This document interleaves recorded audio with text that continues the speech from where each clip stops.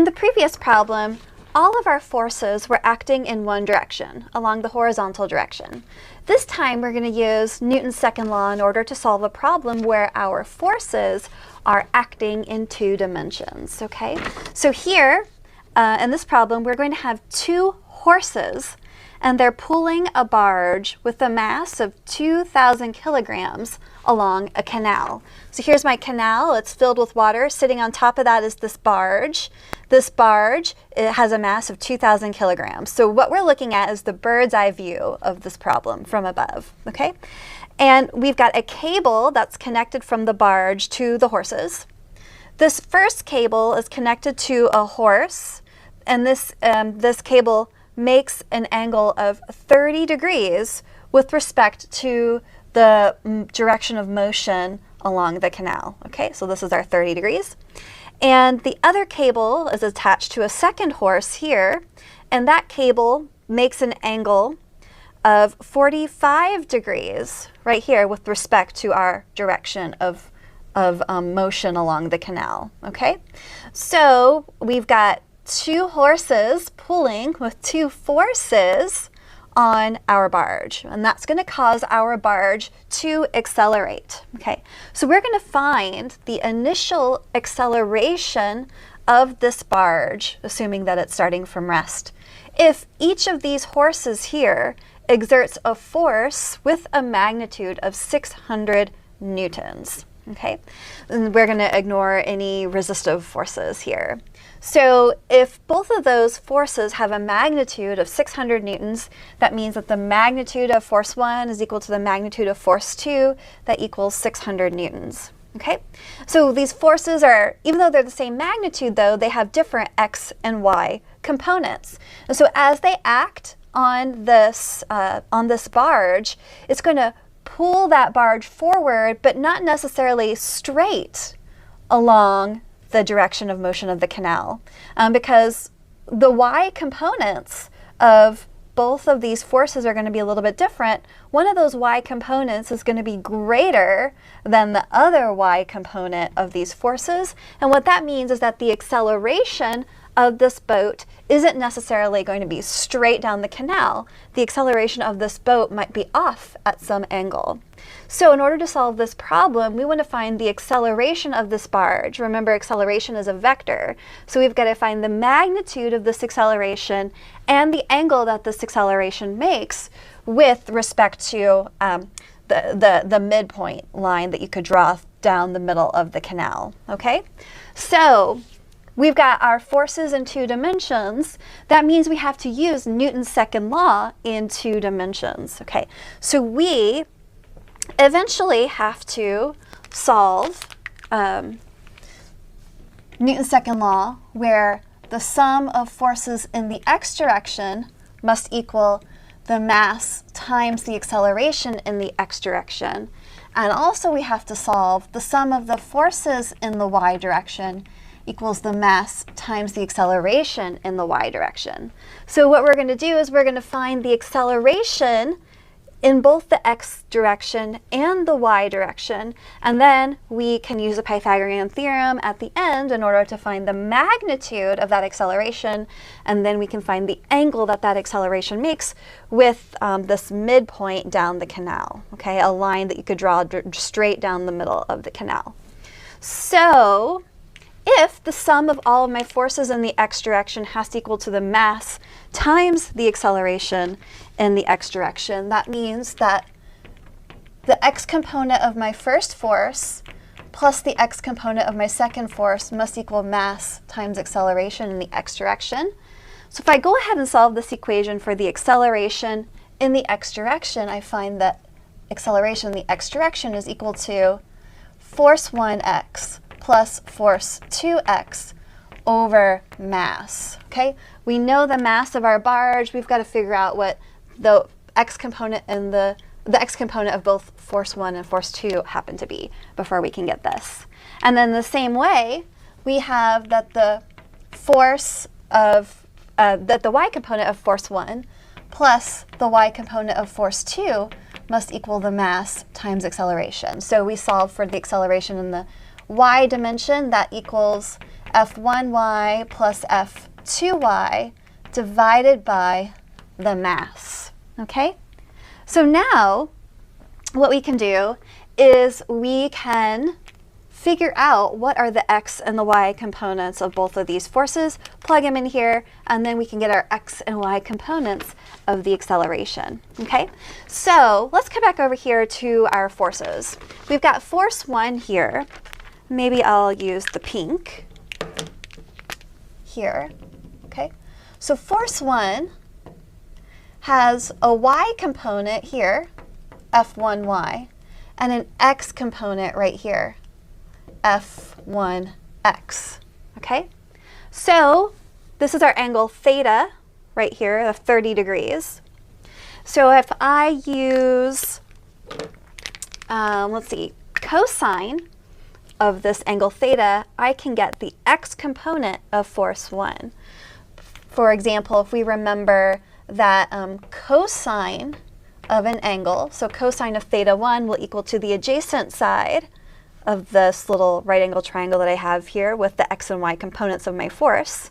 So cosine is equal to the adjacent side, which would be the x component of my first force, divided by the hypotenuse, which is the magnitude of my first force. So F1x is equal to the magnitude of F1 cosine theta 1, okay? So if I plug in F1, magnitude of F1, 600 newtons times cosine of, what is our angle, 30 degrees, we get that the x component of force 1 is equal to 520 newtons. Okay, so if we used cosine for the x component of force 1, we can use sine for the y component of force 1 because the y component of force 1 is opposite of this angle theta. So F1y is equal to the magnitude of F1 sine theta 1, and that is going to equal to 600 newtons sine 30 degrees, and that equals 300 newtons. Okay, so that's my F1x, F1y. Now we're going to do the same thing for our second force. So force 2 here has, let's try the yellow. It might not show up as well. You might not be able to tell the difference in the colors between the yellow and the green. But here, this is the y component of force 2, and this side right here is the x component of force 2, okay?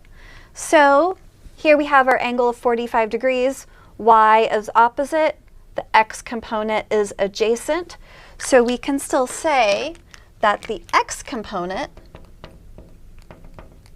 of force 2 is equal to the magnitude of force 2 times cosine of our angle here, which I'm going to call theta 2, that's 45 degrees.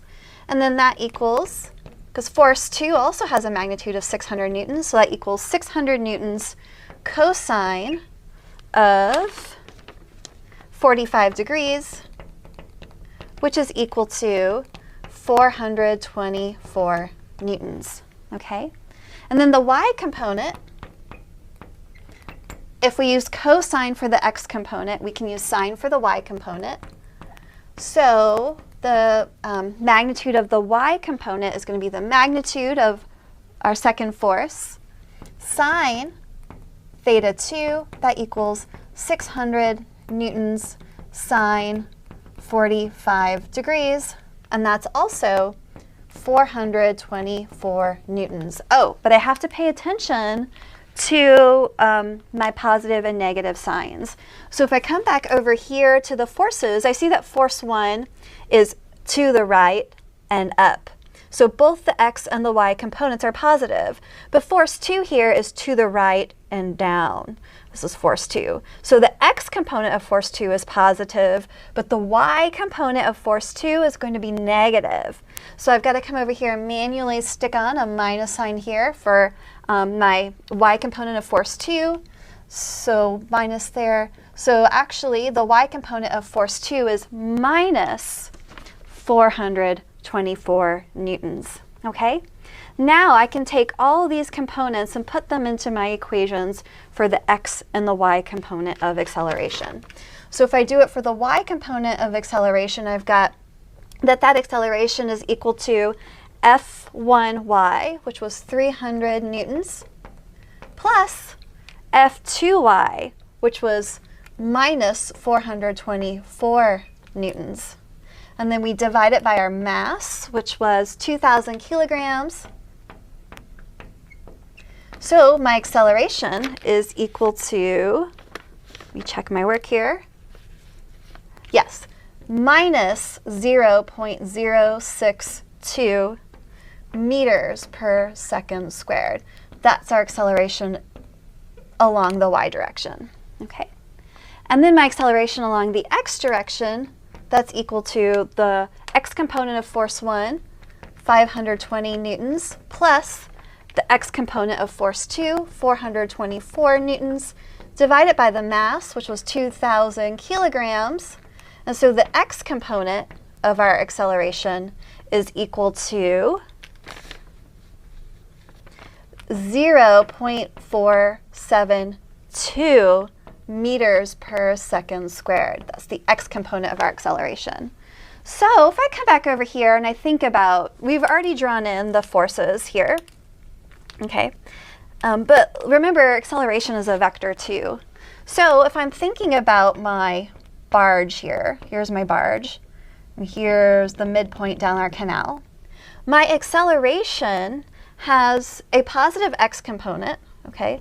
So we've got a positive x component for our acceleration, but we've got a small but still negative y component for our acceleration, okay? Negative here. So my acceleration vector is actually going to be at some angle below this midpoint line down the center of my canal, okay? If I'm looking at it on top from the bird's eye view. So this angle theta here is going to be below this sort of midpoint line that I can draw right here through my problem, okay? So that's what these x and y components of this acceleration mean. It means that the acceleration, when these horses are pulling on this barge, this boat is not going just straight forward. It's actually going to be tugged a little bit down in this direction here, okay? Because this force, the second force from the second horse, has a stronger y component than the force from the first horse up here in the y direction. So it's going to end up kind of pulling it down and down in this direction, okay? So we drew just essentially the legs of a little right angle triangle here. So the magnitude of my acceleration is going to be, we can find that with the Pythagorean theorem. So the magnitude of this acceleration is going to equal the square root of our x component of acceleration squared plus the y component of our acceleration squared. So that equals the square root of 0.472 meters per second squared plus the y component minus 0.062 meters per second squared. Okay, all that's square rooted. So the magnitude of my acceleration is 0.476 meters per second squared. That's just the magnitude, okay? I want also the direction, okay? The magnitude and the direction. So I can get the direction by using tangent of theta. This little angle here I'll call theta, okay? So then tangent of this angle is equal to the opposite side, which is the y component of our acceleration, over the adjacent side. That's the x component of our acceleration. So our angle is the inverse tangent of AY over AX. Okay, so AY was our minus 0.062. Our AX was 0.472. And whenever we take the inverse tangent of that, we get that, and I'll use, just the positive values here. If I take the inverse tangent of that, then I get that that angle is 7.48 degrees. Okay, and so I would say that that angle of that acceleration is 7.48 degrees below, you could say below the positive x-axis or below the midpoint line down the canal. And another thing you might wonder, how did I get the units for acceleration when I'm taking forces and dividing them by mass? And so this would come from something that we call unit analysis. So here in this equation for acceleration, we've got a force over a mass. Remember that a force, this Newton, is a kilogram meter over second squared. And we're dividing that by a kilogram. Okay? Mass with kilogram. And so the units of kilogram. So the units of kilogram cancel on top and the bottom, and that just leaves you with units of meter over second squared, which are units of acceleration. And so that's how we can get from taking a Newton, dividing it, taking a force with units of newtons, dividing it by a mass in units of kilograms, and we get the units of acceleration of meter over second squared.